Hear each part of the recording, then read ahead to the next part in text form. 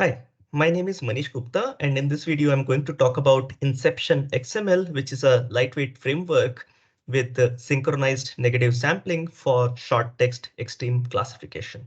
Okay, so let's get started. So I'll start with how does the architecture for InceptionXML look like, right? So it basically has two parts, Inception and XML. So, it has to do something with Inception, the convolutional neural networks. So which is what you see here in the parallel convolution layers. Okay, and it also is applicable for XML, extreme multi-label classification problems.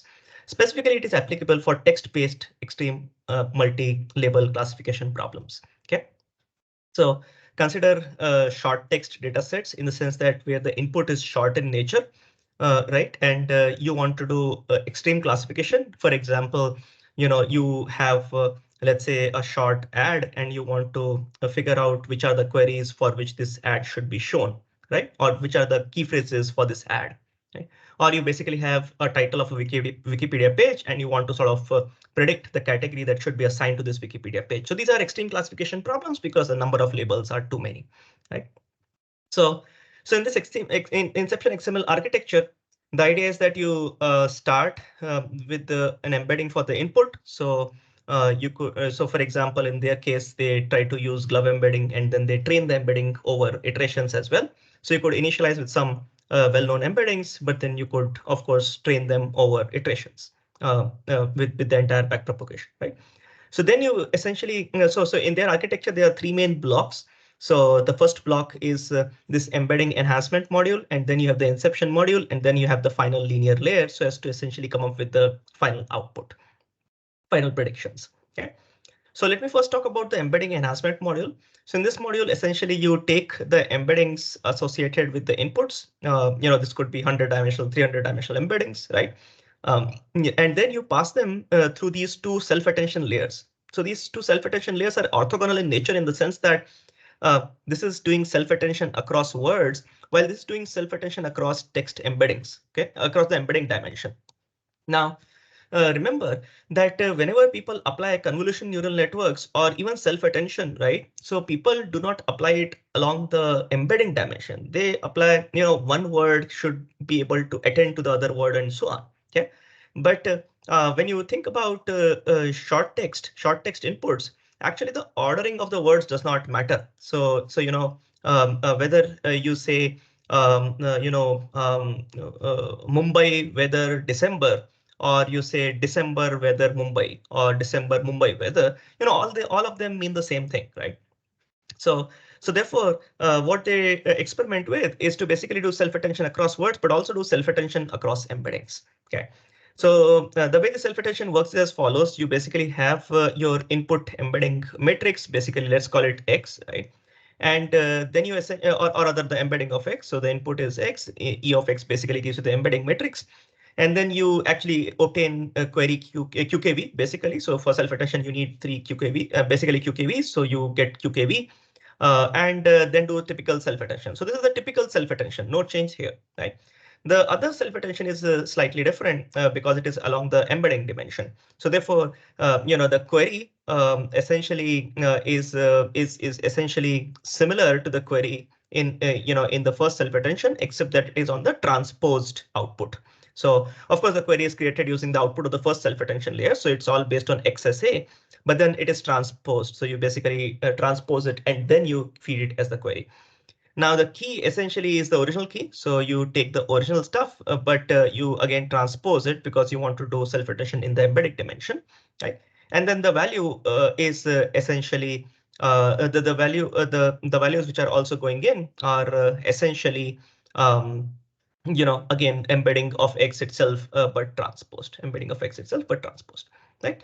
So that is that. And once that is done, essentially, once the final output is obtained, that's basically the final output of XSA, except that you also have a reproject layer. So this reproject layer essentially just projects the final output, to essentially 32 width final output, right? 32 width final output. Okay, so that's that. Now, once you get the output from this embedding enhancement module, once you get the final output from this embedding enhancement module, you essentially pass it through 3 convolution layers which work in parallel. Now, since they're working in parallel, this reminds you of the InceptionNet architecture, which basically motivated,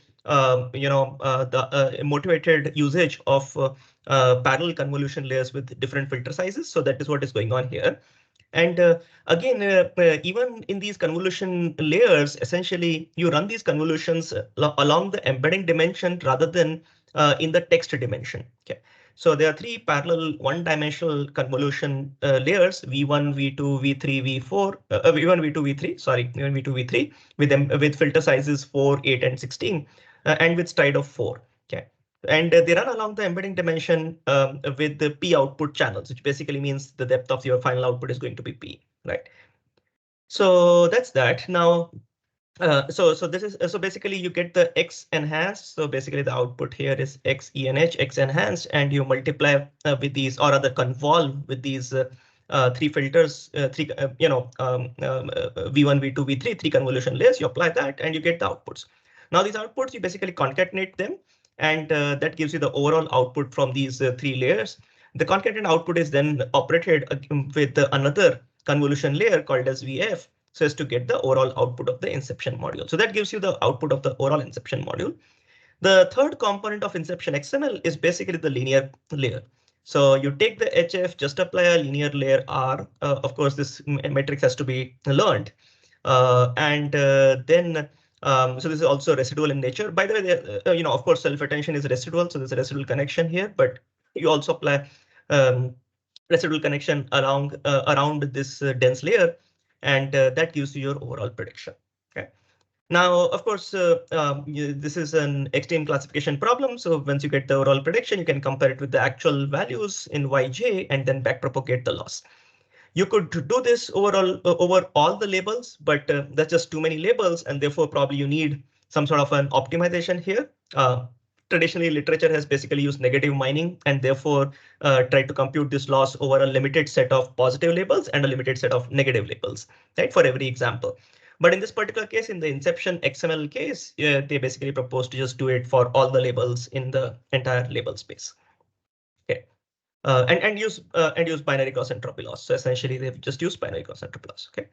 So overall, in short, InceptionXML consists of 3 different components. First is embedding enhancement module. The second, the second which takes the input from the embedding enhancement module, is this inception module right at the top.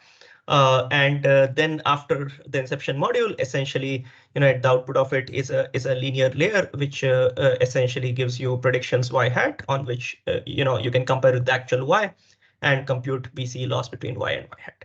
Okay. So one thing to remember is that both self-attention, this self-attention layer, as well as these convolutions, run along the embedding dimension. Just because you do not care about you do not care about the individual the order of the text at all. Okay. So that's that. Now, how does so essentially, as I mentioned, you could of course compute this over the entire label set, but this computation of the loss over the entire label set is just too expensive. And therefore, the authors also propose SyncXML, which is an efficient pipeline to train over a limited set of labels per data point, right? And also at inference, you will basically do inference over a limited set of labels for a test data point. Okay, so the way this is done is as follows. You basically take the input tokens, pass through the encoder, get an encoded embedding, and then after that, you basically have 2 modules. So there's a module 1 and there's a module 2. Okay, so earlier, remember, in InceptionXML, you only have the lower module, right? So the lower module, basically you have an embedding, you have embedding matrix R, that's a dense layer, and then with a residual connection, and that basically helps you get the predictions, right? So that is all you had. But now you also have another module at the top, and this basically is a meta classifier module. So the way you could basically think of it as a shortlister module. So the way this happens is as follows. When you have a data point instance at train time, you get the data point instance, pass to the encoder, get the encoded representation using the inception module. This is a representation, right?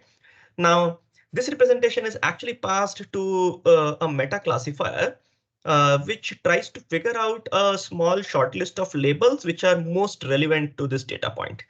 And then the final extreme classifier does a binary cross entropy loss, but binary cross entropy loss is done only on the shortlisted labels rather than the entire set of labels. Okay, so that's basically that. Now, of course, how does the meta classifier come up with the shortlisted labels? That's what let's talk about that now. Okay. So, the meta classifier does not work in the original space of the labels, right? It works in a smaller space. You can call it as the meta XMC problem. Okay. So how do you get this smaller set of labels? Well, you use the typical trick that has been used in several other methods before.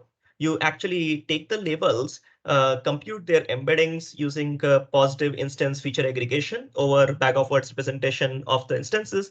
So you essentially have various data points. You take their bag of words DFIDF representation. You aggregate the representations of all those data points that are for which a particular label is relevant, and that gives you labels representation. You build a hierarchical label tree on top of that. And once you have built this hierarchical label tree on top of these representations, you do label clustering. The clustering is done using balanced two means clustering, in a hierarchical manner, such that you start, of course, from a single root node and you reach a level where you have L dash label clusters such that L dash is much, much smaller than L. Okay. The label space L is very large, millions of labels. L dash could be a few thousands or tens of thousands. Okay. So that's the XMC problem, the meta XMC problem that is being solved here for the meta classifier. So for the meta classifier, you do not have the efficiency problem. The number of labels L dash is reasonably smaller, and therefore you could basically compute the binary cross entropy loss in a reasonable amount of time. Does not really require a short lister for this meta XMC problem. Okay. But what this meta classifier does is to basically identify labels, identify those clusters which are reasonably relevant and similar to the data point. Okay. Now, so basically, and the way it works is basically using just a single dense layer. So you just have a dense layer RM with a residual connection, and that basically gives you the predictions ym. Now, of course, you can train this with the this y hat m. You can compare with ym so as to basically compute the BC binary cross entropy loss. Now, who gives you ym? Well, essentially, since you have the labels per data point, you also have their meta labels in that sense, right? So any node or any cluster in this hierarchical label tree is positive or relevant to a particular data point if its subtree contains at least one relevant label. Okay, so that's how you have this mapping C, which basically says that which is basically a mapping from L labels to L dash label clusters. Okay, so that gives you your true or ground truth ym, and you can compare with the y hat m, and that basically gives you the loss that you can compute for the meta classifier. Now, and as I mentioned, meta classifier is more like a shortlister. So essentially you shortlist a few labels, and only on those labels, you're going to actually compute the loss for the extreme classifier now. So the lower one is called extreme classifier. The upper one is called meta classifier, right? So once you have the predictions from the meta classifier, you essentially take the top k clusters which have been predicted by the meta classifier and call that as the short, or rather, the labels belonging to those top k clusters are the shortlist, right? Of course, the meta classifier on this shortlist basically computes predictions, final predictions, and it compares, final predictions y hat, and then these y hats are actually compared with the actual y, using binary cross entropy loss. The entire model is actually trained end to end. So there is no stage one, stage two, and kind of, those kinds of things. So unlike deep XML pipeline, which has like 4 modules, these guys just have a single end to end training with a combined loss, L meta plus L external. Okay. So in that sense, these two modules are trained in a synchronous manner. So essentially the meta classifier and the extreme classifier. So as to ensure that all of this is sane and reasonable, they also put a spectral norm limit, spectral norm bound on both of these matrices R. Right? So that's that. Now, one other interesting thing. So in deep XML pipeline, essentially they train M1 first, which basically trains the encoder in that senses, and then M4 basically trains the extreme classifier using the shortlister, which is basically trained in M2. Okay. Now, how do you take care of that stage by stage training? So for that, they have an interesting trick. What these people do is to essentially, detach the encoder. Basically, detach meaning stop the gradient flow from the extreme classifier to the encoder for the initial 25% of the training. So essentially, let's say if you're doing 50 epochs, or other, let's say if you're doing 40 epochs, then for the first 10 epochs, you are not going to pass any gradient from the extreme classifier back to the encoder. You're only going to pass from the meta classifier to the encoder, but encoder training is detached from the classifier training for the first 10 for the first 25% of the training epochs. Right. Of course, later, in the remaining 75%, you allow the gradient flow from extreme classifier to the encoder as well, but for the first 25% you don't allow. Okay, so that's that. Now, how do InceptionXML and SyncXML perform? So InceptionXML, well, this paper essentially is in CGI 2023. So essentially it is very recent, right? So it is observed that InceptionXML, these are the results that they have compared with several previous methods and on multiple datasets. More datasets are in the paper across these metrics, P at 1, P at 3, P at 5, precision at K, as well as PSP, propensity score precision at K, right? So as you can see, even using one Inception XML network is better than an ensemble of 3 different such models using Astec. Right. Remember, Astec is from the Deep XML pipeline paper. So essentially, and it has been a very good model until recent. So essentially, they compare with Astec and they find that InceptionXML performs better. Now, of course, there's no comparison with the endgame here. Ideally, an endgame based comparison would have been interesting to see, but compared to Astec, they basically show that in terms of these precision metrics and PSP metrics, they perform better. InceptionXML also outperforms Distilbert as an encoder, although it's not shown here. But InceptionXML, remember, uses convolutional encoder and the self-attention as well. So just 2 layers of self-attention, literally 2 layers of self-attention, and then inception convolutions in that sense. So it actually performs better than a 6-layer Distilbert as an encoder. Okay.